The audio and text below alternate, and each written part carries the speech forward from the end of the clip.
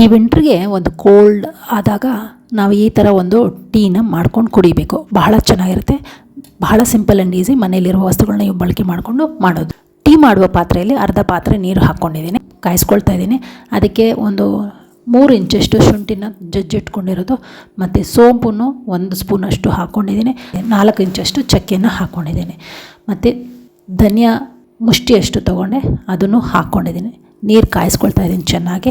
ಇದನ್ನೆಲ್ಲ ಚೆನ್ನಾಗಿ ಬಾಯ್ಲ್ ಮಾಡ್ಕೋಬೇಕು. ಒಂದು 10 ರಿಂದ 20 ನಿಮಿಷ ಅಷ್ಟು ಚೆನ್ನಾಗಿ ಬಾಯ್ಲ್ ಆದಾಗ ಇದರಲ್ಲಿರುವಂತಹ ಸಾರ ಎಲ್ಲ ನೀರಲ್ಲಿ ಮಿಕ್ಸ್ ಆಗುತ್ತೆ. ಸೊ ಅದನ್ನು ಅಷ್ಟು ತನಕ ಚೆನ್ನಾಗಿ ಕುದಿಸ್ಬೇಕು.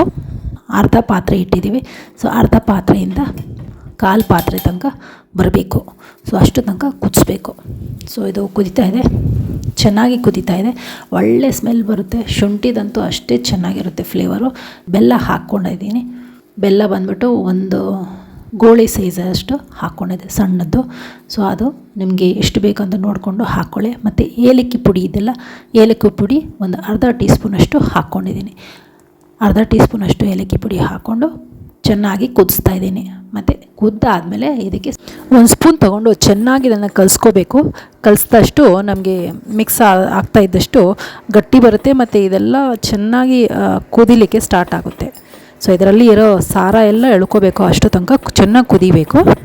ಬಿಸಿಯಾದ ಹಾಲು ಸೇರಿಸ್ಕೊಳ್ತೀನಿ. ಸೇರಿಸ್ಕೊಂಡು ಸ್ವಲ್ಪ ಕಾದ ನಂತರ ಫಿಲ್ಟ್ರ್ ಮಾಡ್ಕೋಬೇಕು. ಇದನ್ನು ಫಿಲ್ಟ್ರ್ ಮಾಡಿಕೊಂಡು ಕುಡಿಬೋದು.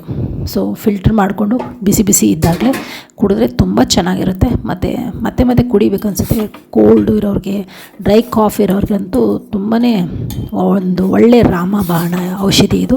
ಮನೇಲೇ ಇರುವ ಎಲ್ಲ ಇಂಗ್ರೀಡಿಯೆಂಟ್ಸು ಬಳಕೆ ಮಾಡಿಕೊಂಡು ನಾವು ಈ ಥರ ಒಂದು ಔಷಧಿಯನ್ನು ಮಾಡ್ಕೋಬೋದು. ಇದು ಬಹಳ ಚೆನ್ನಾಗಿರುತ್ತೆ ಮತ್ತು ನಮಗೆ ಬಹಳ ಗರಂ ಅಂತ ಅನಿಸುವಂತಹ ಒಂದು ರೆಮಿಡಿ ಅಂತ ಹೇಳ್ಬೋದು. ಮನೇಲೇ ನಾವು ಇರುವ ವಸ್ತುಗಳನ್ನ ಬಳಕೆ ಮಾಡಿಕೊಂಡು ಒಂದು ಒಳ್ಳೆಯ ರೆಸಿಪಿಯನ್ನು ಮಾಡ್ಕೊಂಡಿದ್ದೀನಿ. ಸೊ ಇದು ಕುಡಿಲಿಕ್ಕೆ ಕೋಲ್ಡ್ ಆಗಿರೋರಿಗೆ ತುಂಬಾ ಒಳ್ಳೆಯದು. ಮತ್ತು ಇಲ್ಲ ಈ ಸೀಸನ್ಗಂತೂ ಎಲ್ಲರೂ ಮನೇಲಿ ಮಾಡ್ಕೋಬೇಕು, ಮಾಡಿಕೊಂಡು ಕುಡಿಲೇಬೇಕು. ಸೊ ಈ ಟೀನ ಮಾಡಿಕೊಂಡು ಮನೇಲಿ ಎಲ್ಲರೂ ಕುಡೀರಿ. ತುಂಬ ಚೆನ್ನಾಗಿರುತ್ತೆ, ಆರಾಮ್ ಅನಿಸುತ್ತೆ. ಸೊ ನಮಗೆ ಯಾವುದೇ ಒಂಥರ ಥಂಡಿ ಅನಿಸಲ್ಲ, ಕೋಲ್ಡ್ ಅನಿಸಲ್ಲ. ಸೊ ಬಿಸಿ ಬಿಸಿ ಇದ್ದಾಗಲೇ ನಾವು ಇದನ್ನು ಫಿಲ್ಟರ್ ಮಾಡಿಕೊಂಡು ಕುಡಿಬೇಕು. ಮತ್ತು ಫಿಲ್ಟರ್ ಮಾಡಿದ್ದು ಗಸಿ ಇರುತ್ತಲ್ಲ, ಮತ್ತೆ ಅದನ್ನು ಮತ್ತೆ ಬಾಯ್ಲ್ ಮಾಡಿಕೊಂಡು ಒಂದು ಅರ್ಧ ಗ್ಲಾಸ್ ನೀರು ಹಾಕ್ಕೊಂಡು ಮತ್ತೆ ಬಾಯ್ಲ್ ಮಾಡಿಕೊಂಡು ಮತ್ತೇನು ಅದನ್ನು ಸ್ವಲ್ಪ ಹಾಲು ಜೊತೆ ಮಿಕ್ಸ್ ಮಾಡಿಕೊಂಡು ಕುಡಿಬೋದು. 4 ವರ್ಷ ಮೇಲ್ಪಟ್ಟವ್ರಿಗೆ ಈ ಥರ ಒಂದು ಟೀ ಮಾಡಿ ಕುಡಿಸ್ಬೋದು. ಕೋಲ್ಡು ಕಾಫ್ಗೆಲ್ಲ ತುಂಬ ಆರಾಮಿರುತ್ತೆ. ಮತ್ತು ಸಣ್ಣ ಮಕ್ಕಳಾದರೆ ಅವ್ರಿಗೆ ಒಂದು ಬೆರಳಲ್ಲಿ ನಾವು ಅದನ್ನು ಅದ್ದಿ ಬಾಯಲ್ಲಿಟ್ಟರೆ ಸಾಕು. ಒಂದು ಟೀ ಸ್ಪೂನಷ್ಟು ಕುಡಿಸಿದ್ರೆ ಸಾಕು.